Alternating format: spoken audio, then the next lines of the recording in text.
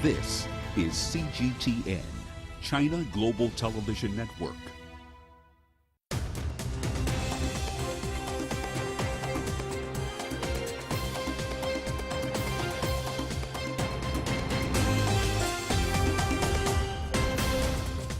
This is The World Today, giving you a snapshot of the latest developments from around the world. I am Peninah Karibe.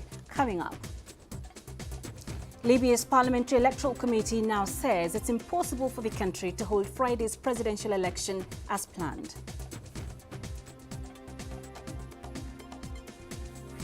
The UK and Europe see a surge in COVID cases as the Omicron strain ravages its way across the region.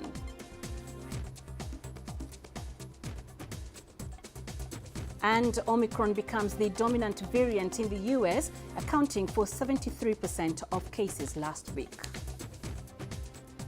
At least 70 people are missing and one has been confirmed dead after a landslide at a jade mine in northern Myanmar. The landslide happened in the Pakant area of Kachin State early Wednesday. Authorities fear dozens of people had been swept into a lake by mining waste. Rescue operations are underway and most of the victims were believed to be illegal jade miners. We will bring you updates as they become available. In Malaysia, the death toll has risen to 27 from severe floods. About 70,000 people have been displaced nationwide. Days of torrential rain triggered some of the worst flooding in years across the country over the weekend. Rian Maltzer has more from Kuala Lumpur. One of the areas that was worst hit by the flooding, it's basically a suburb of Kuala Lumpur. In this neighborhood, out of the 20+ bodies that were found by the rescue forces after the floodwaters receded, more than just around half of those people were found dead in this neighborhood alone. The floodwaters had come above my head height a couple of days ago. People in single-story houses were forced to take refuge on their rooftops. They were left there with no water, no food in some cases for a couple of days before rescuers finally came. Firstly, to deliver essential supplies such as food and water to them, and later to rescue them. Now, there has been a lot of criticism of the authorities. Firstly, that they didn't give loud enough warnings, they didn't give early enough warnings about the risk of the flooding hazard. However, the weather warnings that were issued weren't loud enough, people didn't take them seriously enough. There's also been criticism that the rescue operations, the relief operations were not well coordinated and were not fast enough. And even the Prime Minister himself has said that there were mistakes made, but he said that the blame was shared among different levels of government and different agencies. There won't be much comfort to the people who suffered from these floods. Russia warns it may be forced into a tough response over Ukraine if the West fails to drop what President Vladimir Putin calls its aggressive line. In a speech to military officials on Tuesday, Putin said Moscow has no room to retreat in its standoff with the United States over the former Soviet Republic.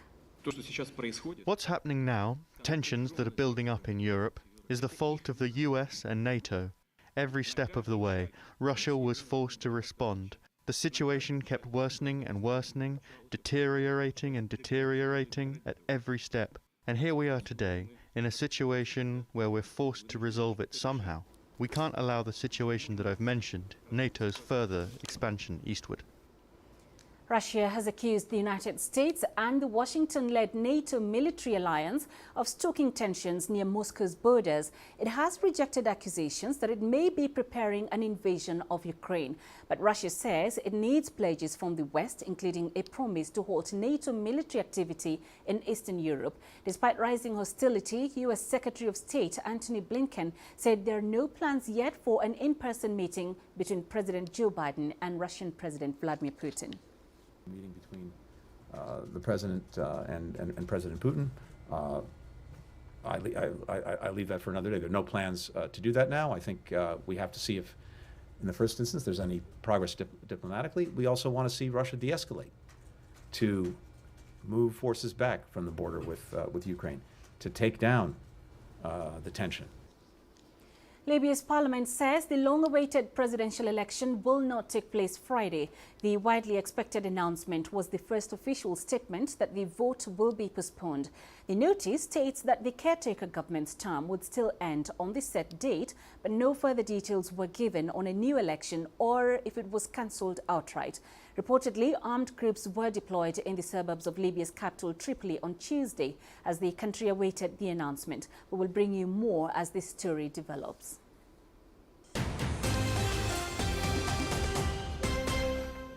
The World Health Organization's top official in Europe has warned of another storm coming due to a surge of the Omicron variant across the continent. Dr. Hans Kluge said on Tuesday that Omicron has become the dominant variant in the UK, Denmark and Portugal. He says the highly contagious strain will dominate coronavirus cases in more countries within weeks, further taxing European health systems. Kluge adds that Omicron has been detected in at least 38 of the WHO European region's 53 members. With renewed restrictions following the rise in Omicron cases, Britain has announced £1 billion, or about $1.3 billion in aid for its struggling hospitality sector. Naweed Jabakil reports from London. As COVID-19 infection rates continue to rise in the UK, pressures mounting on the government to take further measures to try and stop its spread, something that's not being ruled out by officials. We agreed that we should keep the data from now on under constant review, keep following it hour by hour. And unfortunately, I must say to people, we will have to reserve the possibility of taking further action to protect the public and to protect public health, to protect our NHS. And we won't hesitate to take that action. In terms of cases, the UK is the worst affected country in Europe right now, but Omicron's spread is affecting much of the continent. There is now consistent evidence that Omicron is spreading significantly faster than the Delta variant. And it's more likely that people who have been vaccinated or have recovered from COVID-19 could be infected or reinfected. With Christmas just days away, the WHO has urged people to avoid big get-togethers. But in the UK, officials could be reluctant to dictate any changes. Last year, a late U-turn saw many people unable to spend the day with their families, and any similar move could be politically damaging for a Prime Minister who's been mired in controversy lately. London's mayor has already said the city is cancelling its New Year's Eve celebrations for yet another year. But as the disruption continues, so too does the economic damage for businesses. The hospitality industry in the UK had been calling for clearer guidance from the government as trade dries up at one of the busiest times of year.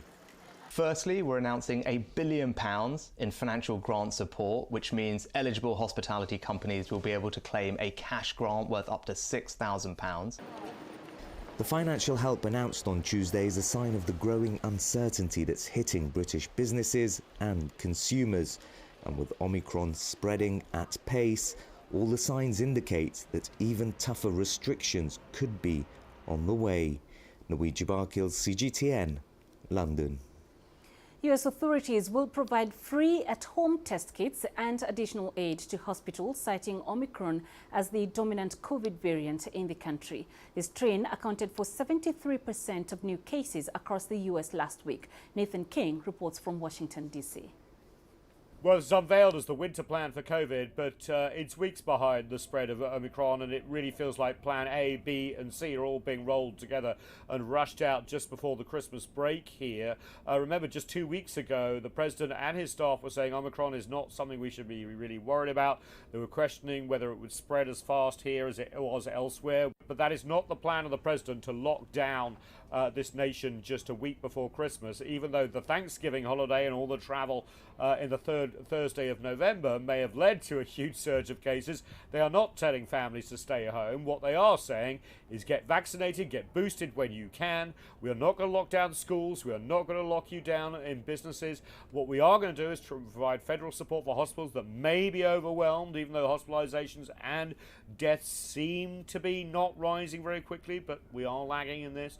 And also rolling out testing kits in January, about 500 million of them, 500 million of them, to all American households. Now, this was even dismissed at the White House press podium just 2 weeks ago after a question from journalists like, we're going to send all Americans kits. Well, they are planning to do that. Private insurance will also cover at-home testing. So you can order a test online and get reimbursed. We're providing access to free at-home tests for those who may have insurance as well, may not have insurance, I should say, as well. But what is a perception here politically, and we hate the fact that the COVID virus is political, but this is the United States, is that the president is now underwater, not just in his polls for popularity, but also his handling of COVID. 800,000 dead Americans just marked just a week or so ago. When could it get to 1 million? Nathan King, CGTN at the White House. Israel announced on Tuesday it will offer a fourth dose of the COVID-19 vaccine to people older than 60 as Omicron variant cases surge. An Israeli health ministry expert panel recommended the fourth shot, a decision welcomed by Prime Minister Naftali Bennett as great news. Although the decision is pending formal approval by senior health officials, Bennett urged Israelis to get the dose as soon as possible. The announcement comes after a patient in Israel died of Omicron infection. In northwest China, all but one of the 53 new COVID cases in Shanxi province are in its capital, Xi'an. But authorities say prevention and control measures go beyond the city. Zhu Longzhou reports. Northwest China's Shanxi province is facing another outbreak of COVID-19. Its capital, Xi'an, a city of 13 million, is on high alert. Authorities have been on a campaign to track, test, and quarantine potential cases. Over the past few weeks, Xi'an Metro has ramped up disinfection routines despite the drop in passengers. The inspection machines, the self-service ticketing machines, and the turnstiles are disinfected every hour. The escalator handrails, toilet doorknobs, and the elevators are disinfected every 4 hours. And the one-time ticket cards are recollected and disinfected every day. Xi'an Metro says it's also implementing passenger flow control as necessary. Several districts and counties have already begun a second round of COVID testing. Several healthcare workers say it's been tough, but the sense of community is strong. After getting tested, they thank us. Some people have even given us milk tea. We feel very touched. At this community on Lianhu Road, residents say testing procedures have been orderly. Social distancing is maintained and face masks are kept on. They say it's with mutual understanding and cooperation between health and community workers that the outbreak will come to an end. Zhu Longzhou, CGTN. And that's it for this edition of The World Today. Our reporters Musab Mohsin Ibrahim in Khartoum, Adel Mahroui in Cairo, and Gurum Chala in Addis Ababa are standing by to bring you some of the top stories making headlines across Africa Live. Coming up next on Africa Live in just a few minutes, I'm Peninah Karibe. Stay with us.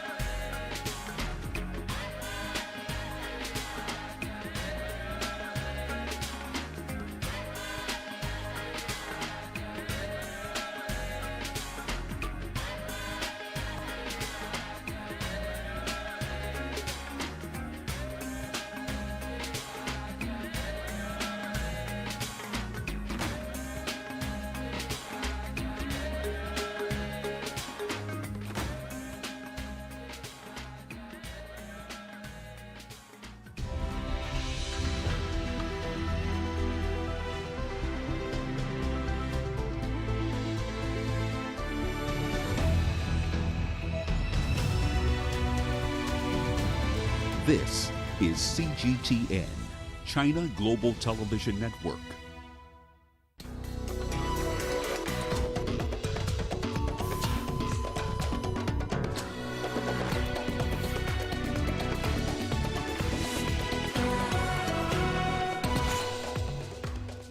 Sources in Sudan say Prime Minister Hamdok intends to resign within hours.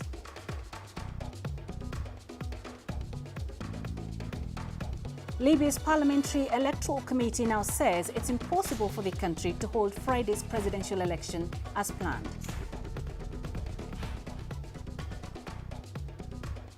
And an expert says South Africa has passed the peak of its fourth COVID wave. This is Africa Live. Thank you for joining us. I am Peninah Karibe. Also coming up, Uganda's Apex Bank maintains key lending rate at 6.5%. In sports, Al Ahly and Raja Casablanca gear up for North African Cup Super Cup showdown. Let's begin in Sudan. The Prime Minister, Abdallah Hamdok, intends to resign. This is according to sources close to him. They say he made the announcement to a group of national political and intellectual figures on Tuesday. Hamdok was reinstated in late November after being detained following military takeover that ended a transitional partnership with political parties. Protests have been taking place in Sudan to reject military rule while calling for a civilian-led transition. Some demonstrators have also denounced the Prime Minister's decision to return to office, a move that he said was meant to preserve gains made during the transition process and end bloodshed. According to an independent doctors' committee in the country, 47 people have died during the unrest. All right, so let's now cross over live to Khartoum to get the latest from CGTN's Musab Mohsin Ibrahim. Musab, media reports indicate that Sudan's Prime Minister Hamdok intends to resign within hours. What are you hearing?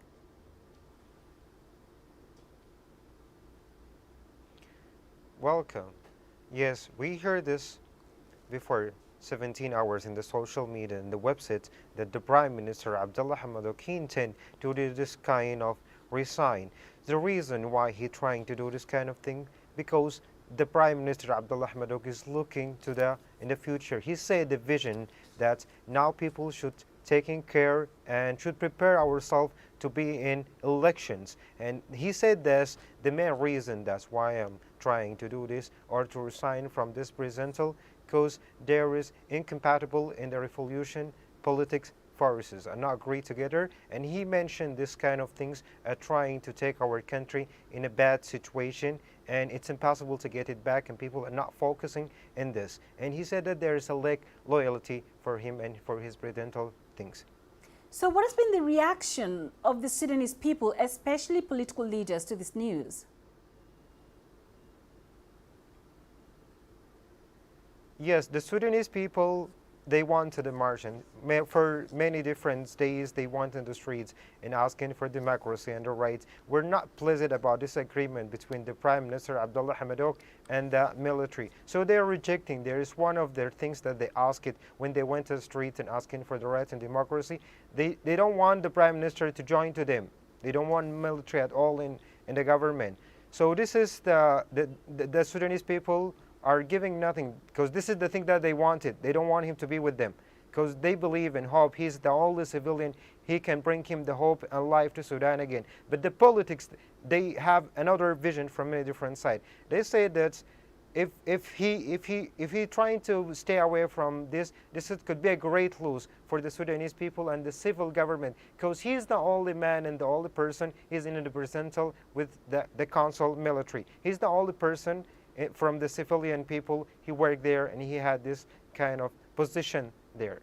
All right, Musab Mohsin Ibrahim in Khartoum, thank you very much for joining us. The UN Human Rights Office has urged a prompt and independent probe into sexual violence and harassment by security forces during demonstrations in Khartoum last Sunday. The weekend demonstrations, in which tens of thousands of people participated, were organized to mark the third anniversary of the protests that began in December 2018 and eventually resulted in the overthrow of the government of the then President Omar al-Bashir in April 2019. Demonstrators were also protesting against the military coup of 25th October. We have received deeply disturbing reports of sexual violence and harassment by security forces during demonstrations in Khartoum on Sunday, the 19th of December 2021. Our Joint Human Rights Office in Sudan has received allegations that 13 women and girls were victims of rape or gang rape. We've also received allegations of sexual harassment by security forces against women who were trying to flee the area around the presidential palace on Sunday evening. 2 protesters died after being shot and around 300 others were injured, some due to the use of live ammunition, some hit by tear gas canisters or beaten by security forces, and others who suffered breathing difficulties from tear gas inhalation. Now let's bring in Dr. Hassan Hanenje, Director of the Horn International Institute for Strategic Studies, for further discussion on this. Dr. Hanenje, is the Prime Minister's resignation, if indeed it happens, expected, and why? The Prime Minister in recent weeks has been facing enormous pressure, especially from public protests that don't recognize the arrangement that he reached with the military.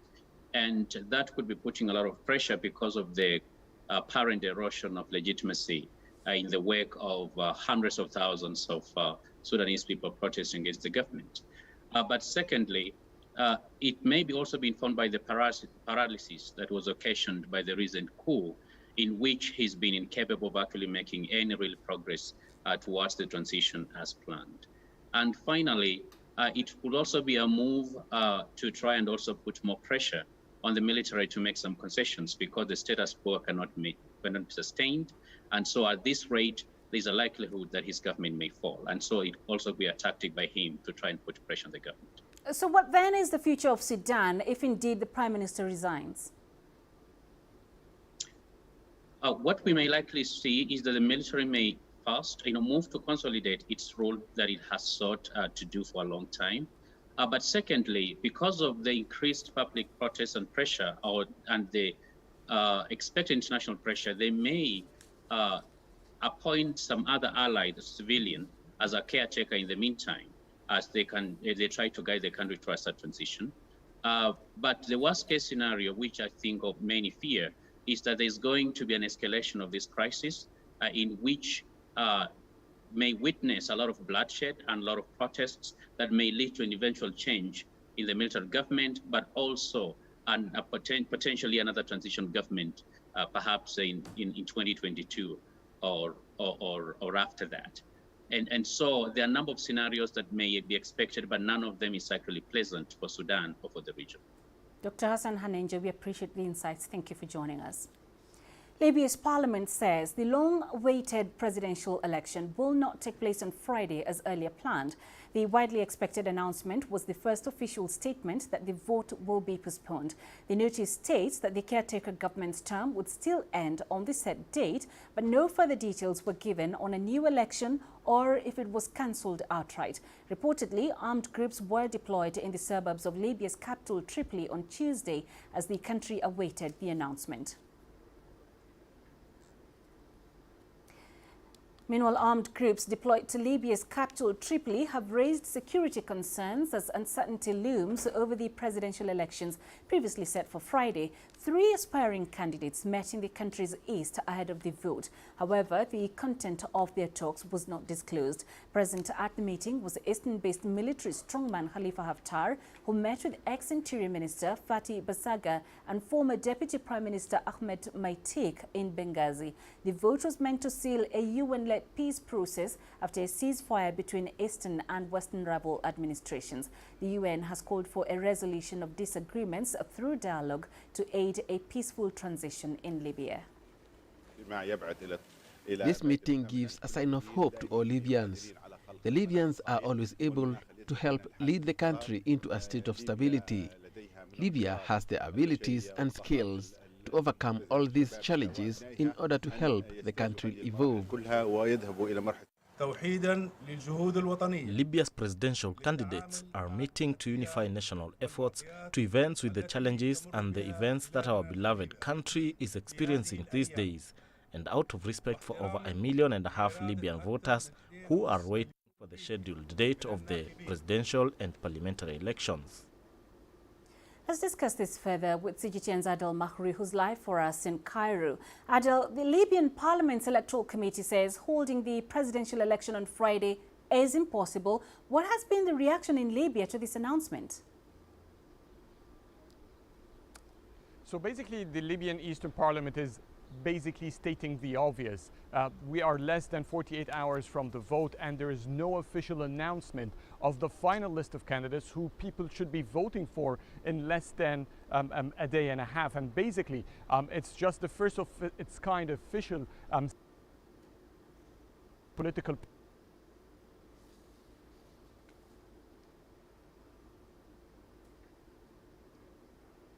must not go to the vote after 2 days. And basically what also happened just a few minutes ago is that the Libyan National Elections Committee just a few minutes ago also demanded to delay the vote by at least 1 month. All right, so 10 presidential candidates, Adel, were meeting in Benghazi yesterday. Who attended and what was the resolution of that meeting?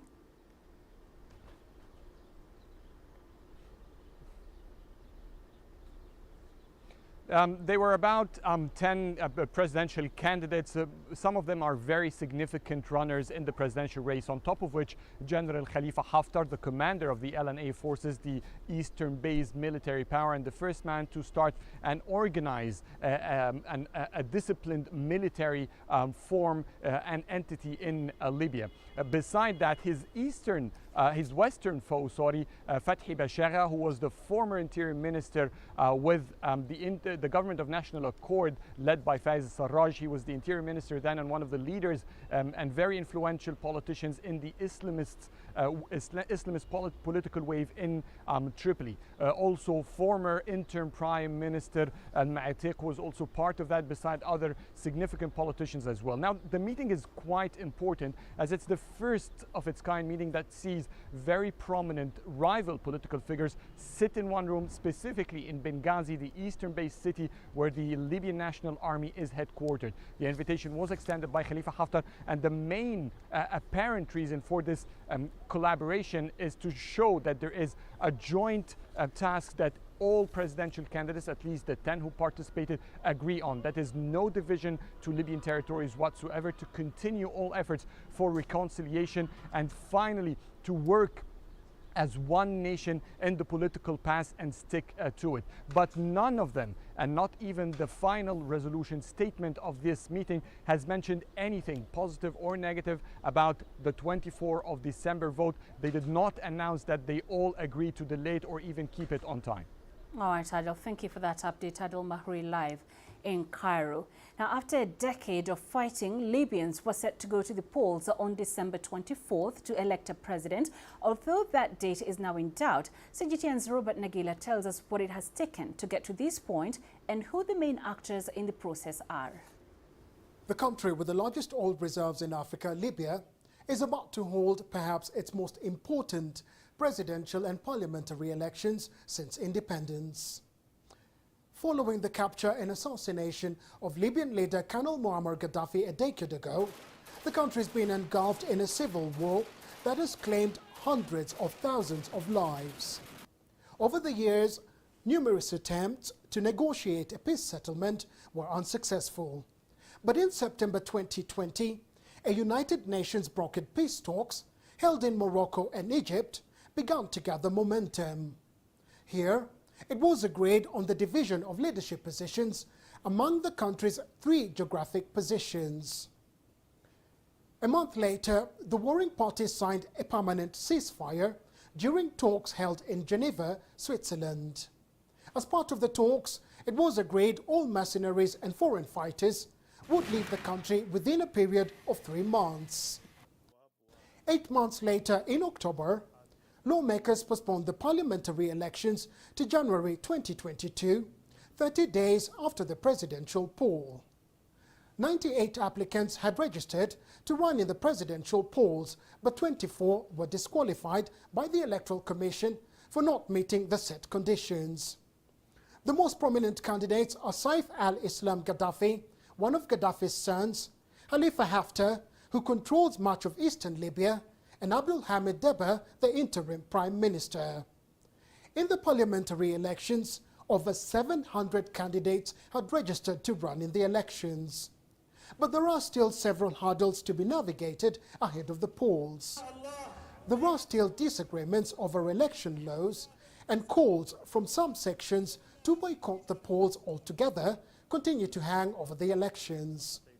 Security around the polls is also a major concern.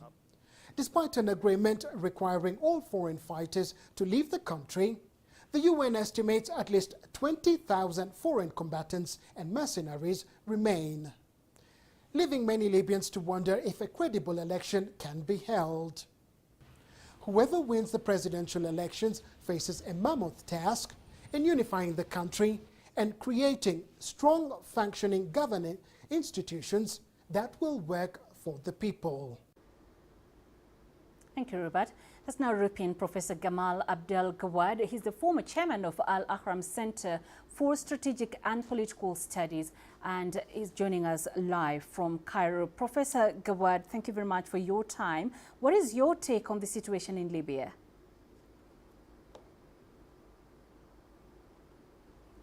Well, apparently the conflict in Libya is not ripe for resolution yet. Yes, there has been a great deal of de-escalation in the conflict. There has been limited use of violence during the past year. There has been also some sort of arrangement to keep the production and the export of oil going, also of sharing the revenues of the oil between the different regions and different factions in the countries. But beyond that, to reach a functioning, unified political system in Libya, this is apparently something difficult to reach, and that the parties to the conflict in Libya aren't ready to make such a kind of a major step yet. So they're making a step forward and they're making 2 steps back, and this is what happened in the past, what has been happening in the past few weeks here, resulting in the postponing of the presidential election. What are the major issues hindering those elections, and how can they be resolved?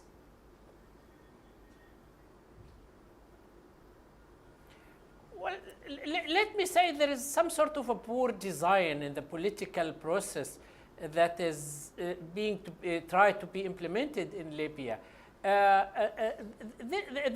You cannot settle a conflict between armed militias through elections. This is something that is, for a great extent, politically naive, and it hasn't happened before. Secondly, in this design, we see the carriage put before the horse.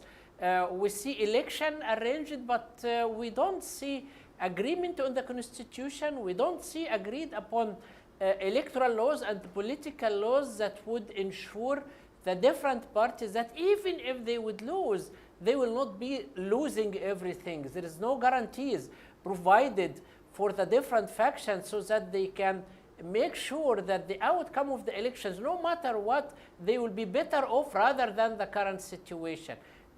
So this board design perhaps is the reason for the current failure, and if we need a political process that is functioning and successful in Libya, we should begin with the constitution that is agreed upon by all, or at least major parties to this conflict, and we should develop electoral laws and political laws that are also accepted and considered fair and just by all actors, which is not the case until the moment.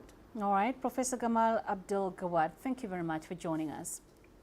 A South African expert believes that the country has passed the peak of the 4th wave of COVID-19 infections. Her announcement follows the identification and rapid spread of the Omicron variant in the country. Well, I think it indicates that we are past the peak of the 4th wave. So I think it was a short wave that we predicted that when we start seeing really the huge amount of cases. So was a very steep increase from baseline to the first week. You remember in the last week of November, we were really seeing a lot of cases. So we predicted, that this wave was going to be quite narrow. And I think that's what we are seeing, the decrease in cases. It's that we had a lot of infections, so people really start creating immunity in the community, and so there are not that many susceptible individuals that will be infected. So it's epidemiologically it makes sense. Now we're joined by Dr. Angelique Coetzee, the chairperson of the South African Medical Association based in Pretoria, and joining us, of course, via Zoom from Pretoria in South Africa. Thank you very much, Dr. Coetzee. So good news coming out of there, South Africa, on the decrease in virus cases. How important is this during the festive season? Yeah, thank you so much for asking us, and a good day to all your listeners and viewers out there. I think it is important that one gets these numbers down, before your real festive season starts. It starts, in less than 72 hours from now on. So we are cautiously optimistic. We know that this might, these numbers might increase next week again, or the week after next week, the first week in January. And we would like to again encourage people to get vaccinated for those that's not, and again to keep these numbers low, to avoid any places where there's a lot of people, these big gatherings. We know that it's Christmas. We know that families are going to come together, and we would also, and it's not only for South Africa, any other country as well. Please wear your masks, especially if you're in-house or indoors. It is a sure way for the virus to spread. If you have it subclinically, you don't have symptoms yet. And remember, people are not sometimes with any viral infection, 2 or 3 days before you start with symptoms, you're already contagious. So that's why the mask wearing is so important, as to try to reduce these infections and try to keep the numbers low. And Dr. Coetzee, like you said, it is Christmas. It is time for families to get together. It is not every country that is witnessing a decrease in cases like South Africa. Majority of the countries across the world are having an increase. So how do people travel during this time, and how do they enjoy this festive season safely? So you have to understand, this is our 5th week with Omicron. So we are ahead of a lot of other countries. And we did see our doubling of our numbers, especially in the first 2 weeks, 2 to 3 weeks. We did see it. We look at all our stats. However, since around about the 9th, 11th of this month, we started to see that the increase are not so steep anymore. We know that Gauteng, which was the epicenter, is the economical hub of South Africa. And what is going to happen is that people working in Gauteng province will now start to move to KwaZulu-Natal or Western Cape. Traditionally, a lot of people live there and their families are there. So we also expect to see an increase in the numbers of KwaZulu-Natal and Western Cape. However, if the total number per day is less than it was at the peak, we would still be quite happy.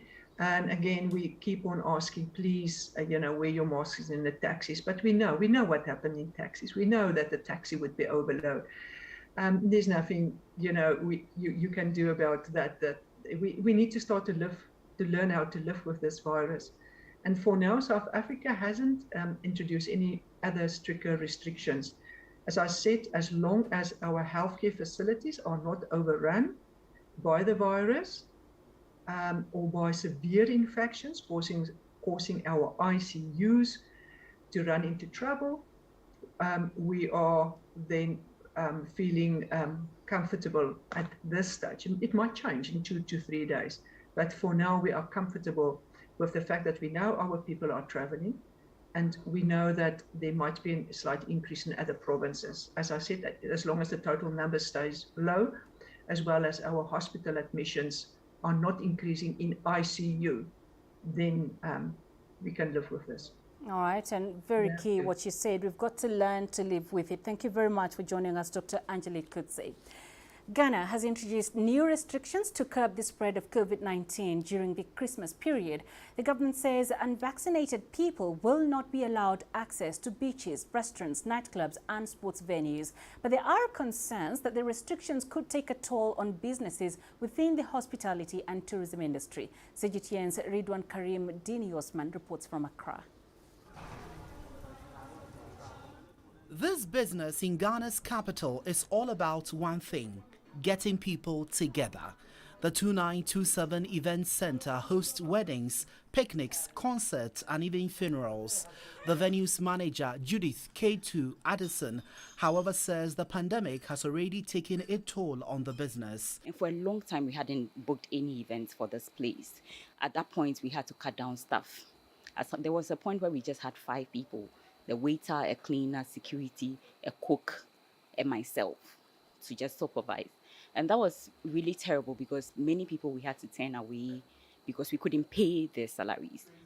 Judith says business has picked up this year after restrictions were lifted, but she fears the introduction of new measures to curb the spread of COVID-19 during the festive season will mean tough times once again. The government says unvaccinated people should not be allowed access to parties. We'll just run at a loss, I think. We might, I don't know, but I just want to hope for the best. I hope that something can be done about this because clearly this is going to affect our business. And that's not what we want. I don't think that's what the president wants either, but he should really consider this. Ghana has fully vaccinated just 1.7 million people out of its target of 20 million for this year. The government has launched a vaccination drive this month to try to boost that number. Restrictions on Christmas celebrations in Ghana are likely to hit the hospitality and tourism industry. The government is also issuing fines to any airline that carries unvaccinated people into the country. Events planner Gideon Raji believes the new restrictions could reduce the number of people traveling to Ghana to celebrate Christmas. Especially we that are into international events, because again, when our guests are coming, there's a lot of revenue for the government because they want to come and see tourist sites and all that, and they get to the airport and they have to pay COVID testing, which are incredibly high, especially for international passengers who are coming to the country. They should rather build a campaign which would rather convince people on the need to vaccinate. Back at the event center, Judith K2 Addison says it may be difficult for businesses to adhere to the COVID-19 restrictions. Like Raji, she warns the government to step up its vaccination drive instead so that people can enjoy their Christmas without any restrictions. Ridwan Karim Dini Osman, CGTN, Accra, Ghana. You're watching Africa Live. Let's take a short break. Coming up. Regional leaders meet today over DR Congo admission into the East African community.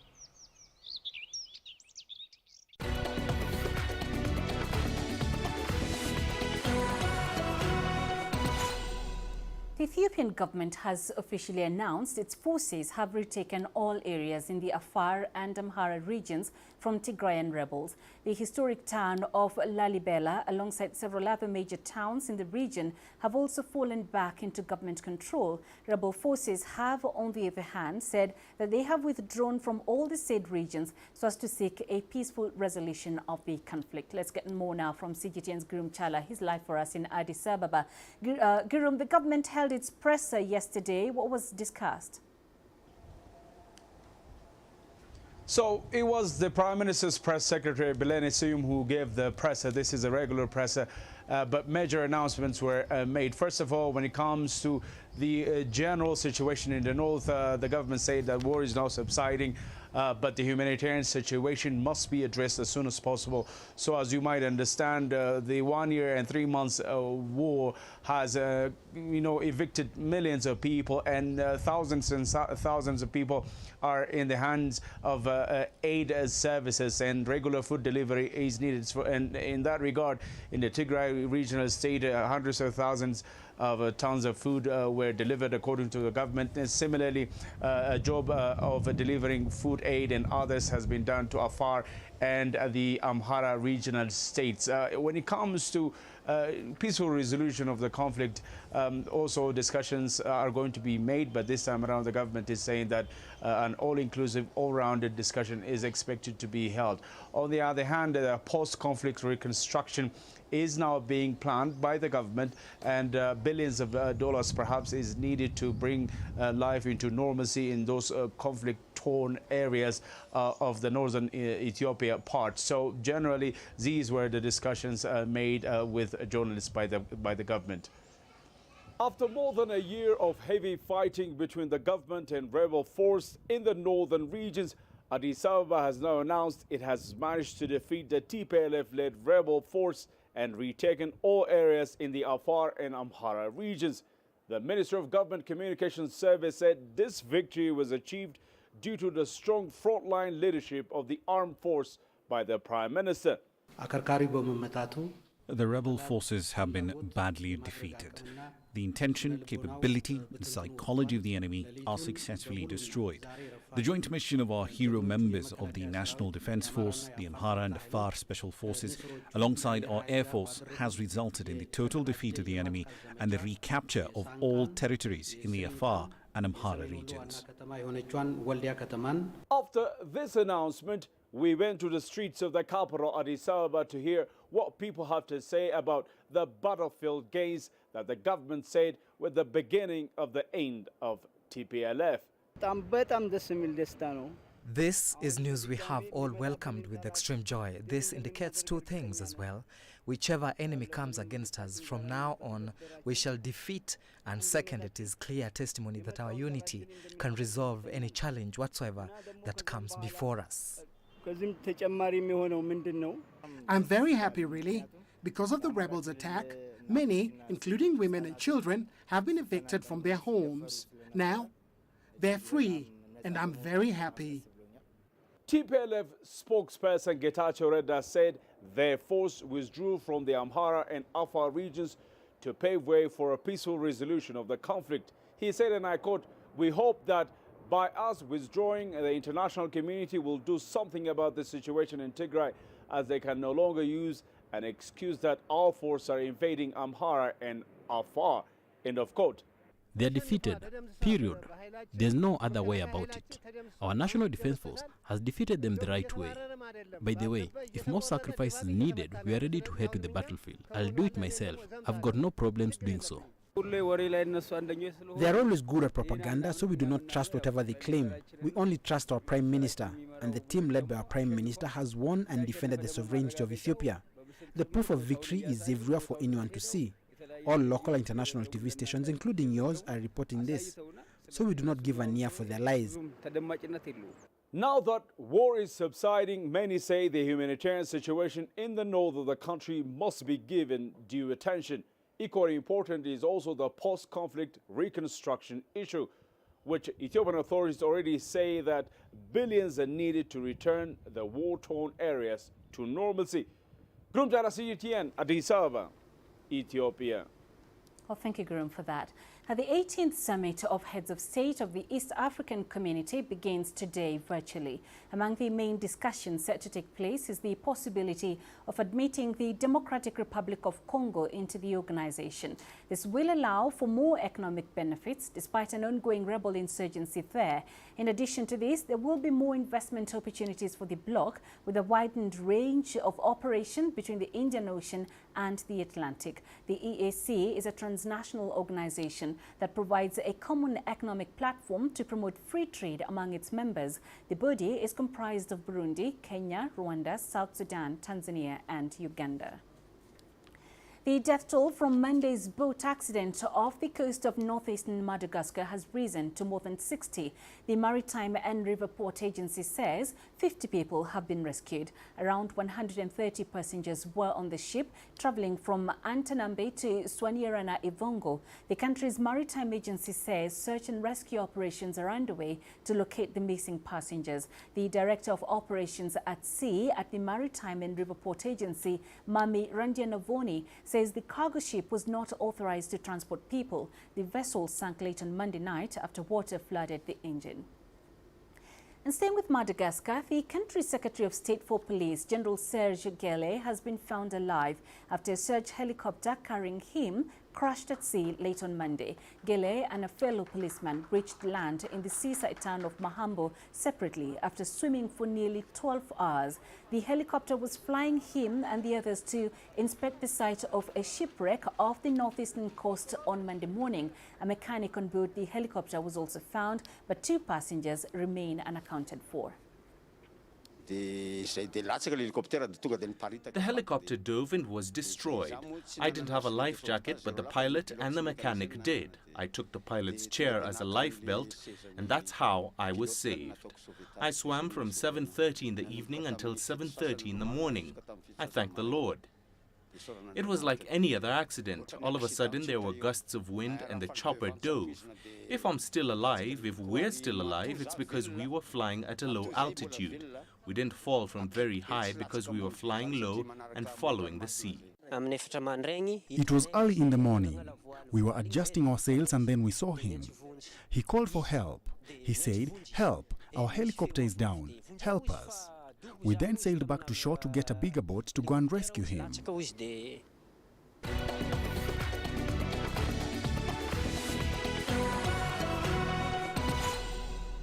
Let's move into sports, and we start with a look at the African club football as Al Ahly of Egypt and Morocco's Raja